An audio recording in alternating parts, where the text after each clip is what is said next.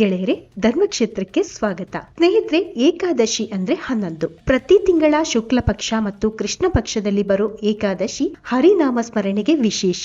ತಿಂಗಳಲ್ಲಿ 2, ವರ್ಷಕ್ಕೆ 24 ಏಕಾದಶಿಗಳು ಬರುತ್ತವೆ. ಅದರಲ್ಲಿ ವಿಶೇಷ ಎನಿಸಿಕೊಳ್ಳೋ ಧನುರ್ಮಾಸದಲ್ಲಿ ಬರೋ ವೈಕುಂಠ ಏಕಾದಶಿ ಒಂದಾದ್ರೆ, ಇನ್ನೊಂದು ಕಾರ್ತೀಕ ಮಾಸದ ಶುಕ್ಲ ಪಕ್ಷದಲ್ಲಿ ಬರೋ ದೇವೋತ್ಥಾನ ಏಕಾದಶಿ. ದೇವ ಉತ್ಥಾನ ಏಕಾದಶಿ ಇದನ್ನ ಪ್ರಬೋಧಿನಿ ಏಕಾದಶಿ ಎಂದು ಕರೆಯಲಾಗುತ್ತೆ. ಇದನ್ನ ಹಿಂದೂ ಸಂಸ್ಕೃತಿಯಲ್ಲಿ ಅತ್ಯಂತ ಮಹತ್ವದ ಏಕಾದಶಿ ಎಂದೇ ಹೇಳಲಾಗುತ್ತೆ. ಕಾರ್ತೀಕ ಮಾಸದ ಶುಕ್ಲ ಪಕ್ಷದ 11ನೇ ದಿನದಂದು ಆಚರಿಸಲಾಗೋ ಈ ದಿನ ಚಾತುರ್ಮಾಸದ ಮುಕ್ತಾಯವನ್ನ ಸೂಚಿಸುತ್ತೆ. ದೇವೋತ್ಥಾನ ಏಕಾದಶಿ ಉಪವಾಸದಿಂದ ಮೋಕ್ಷ ಲಭಿಸುತ್ತೆ ಎಂಬ ನಂಬಿಕೆ ಇದೆ. ಹಾಗಾದ್ರೆ ದೇವೋತ್ಥಾನ ಏಕಾದಶಿಯ ಹಿನ್ನೆಲೆ ಕಥೆ ಏನು? ಎಲ್ಲ ಏಕಾದಶಿಗಿಂತ ಇದು ಶ್ರೇಷ್ಠ ಅನ್ನೋಕೆ ಕಾರಣ ಏನು?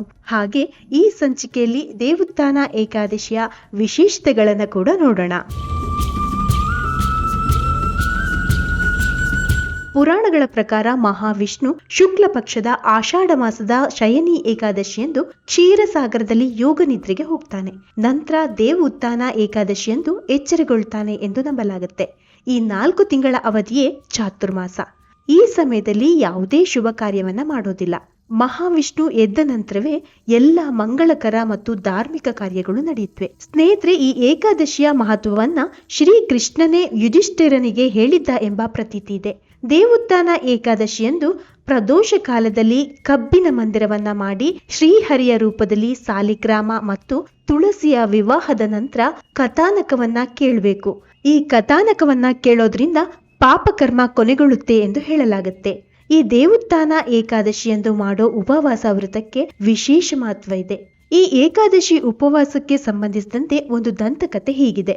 ಹಿಂದೊಮ್ಮೆ ರಾಜ್ಯವೊಂದರಲ್ಲಿ ರಾಜನ ಆದೇಶದ ಮೇರೆಗೆ ಏಕಾದಶಿಯಂದು ಜನರಿಂದ ಹಿಡಿದು ಪ್ರಾಣಿಗಳವರೆಗೆ ಉಪವಾಸ ಆಚರಿಸಬೇಕಿತ್ತು.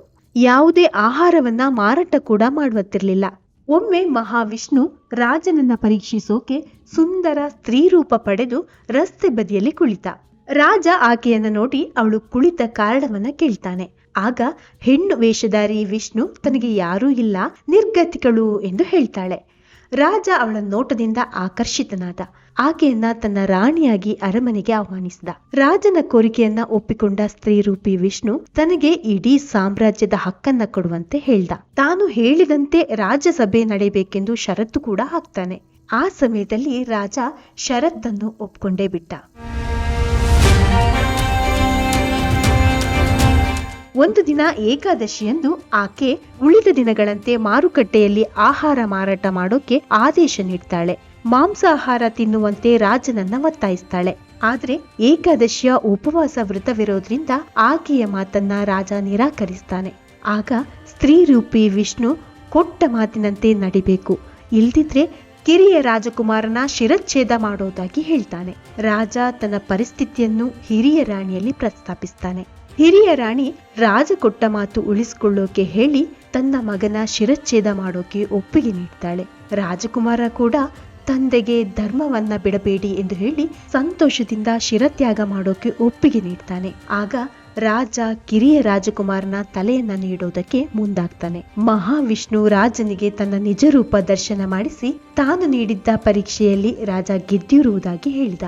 ಆ ನಂತರ ರಾಜನ ಆಯುಷ್ಯ ಪೂರ್ತಿಯಾದಾಗ ಅವನಿಗೆ ಮೋಕ್ಷವನ್ನ ಕರುಣಿಸಿದ್ನಂತೆ. ಹೀಗಾಗಿ ಯಾರು ಶ್ರದ್ಧಾ ಭಕ್ತಿಯಿಂದ ಉಪವಾಸ ವ್ರತ ಆಚರಣೆ ಮಾಡ್ತಾರೋ ಅವರಿಗೆ ಮೋಕ್ಷ ಪ್ರಾಪ್ತಿಯಾಗುತ್ತೆ ಎಂಬ ನಂಬಿಕೆ ಇರೋದು. ಸ್ನೇಹಿತರೆ, ಕಾರ್ತೀಕ ಶುಕ್ಲ ಪಕ್ಷದ ದೇವೋತ್ಥಾನ ಏಕಾದಶಿಯಂದು ಪ್ರಾತಃ ಕಾಲದಲ್ಲೇ ಕುಂಭದಾನ ಮಾಡಿ ಉಪವಾಸ ವ್ರತಾಚರಿಸುವುದು ಪದ್ಧತಿ.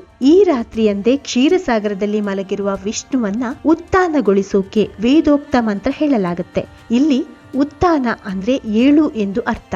ಹೀಗೆ ಯೋಗ ನಿದ್ರೆಯಿಂದ ಹೊರಬಂದು ತನ್ನ ಭಕ್ತರಿಗೆ ದರ್ಶನ ಕೊಡೋ ಮಹಾವಿಷ್ಣುವಿಗೆ ಆತನ ಇಚ್ಛೆಯಂತೆ ಸಾಲಿಗ್ರಾಮ ರೂಪದಲ್ಲಿ ತುಳಸಿಯೊಂದಿಗೆ ವಿವಾಹವನ್ನ ಉತ್ಥಾನ ದ್ವಾದಶಿಯಂದು ನೆರವೇರಿಸಲಾಗುತ್ತೆ. ಇನ್ನು ಕಾರ್ತೀಕ ಮಾಸದ ಪ್ರಬೋಧಿನಿ ಏಕಾದಶಿಯ ಫಲಾನುಫಲಗಳನ್ನ ನೋಡೋದಾದ್ರೆ, ಈ ದಿನದಂದು ವಿಷ್ಣುವಿನ ಪೂಜಾ ಸಮಯದಲ್ಲಿ ಕುಂಕುಮ, ಹಳದಿ, ಚಂದನದ ತಿಲಕವಿಟ್ಟು ಹಳದಿ ಬಣ್ಣದ ಹೂಗಳನ್ನ ಅರ್ಪಿಸೋದ್ರಿಂದ ವಿವಾಹಕ್ಕೆ ಸಂಬಂಧಿಸಿದ ದೋಷಗಳು ನಿವಾರಣೆಯಾಗುತ್ತೆ ಎನ್ನಲಾಗುತ್ತೆ.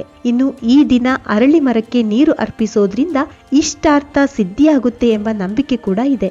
ನಮ್ಮ ಸನಾತನ ಧರ್ಮದಲ್ಲಿ ಕನ್ಯಾದಾನವೆಂಬುದು ಶ್ರೇಷ್ಠವೆಂಬ ನಂಬಿಕೆ ಇದೆ. ಆದ್ರಿಂದ ಈ ಸಮಯದಲ್ಲಿ ಹೆಣ್ಣು ಮಗು ಸಂತಾನವಿಲ್ಲದಿದ್ರೂ ತುಳಸಿ ವಿವಾಹ ಮಾಡಿದಲ್ಲಿ ಕನ್ಯಾದಾನದ ಪುಣ್ಯ ಫಲ ಸಿಗುತ್ತೆ ಎಂಬ ಪ್ರತೀತಿ ಇದೆ. ದೇವೋತ್ಥಾನ ಏಕಾದಶಿಯಂದು ಉಪವಾಸ ಮಾಡದಿದ್ರೂ ಸಾತ್ವಿಕ ಆಹಾರವನ್ನೇ ಸೇವಿಸಬೇಕೆಂದು ಹೇಳಲಾಗುತ್ತೆ. ದೇವೋತ್ಥಾನ ಏಕಾದಶಿಯಂದು ದಾನ ಮಾಡೋದ್ರಿಂದ ಶುಭ ಫಲಗಳು ದೊರಕುತ್ತವೆ ಎಂದು ಹೇಳಲಾಗುತ್ತೆ.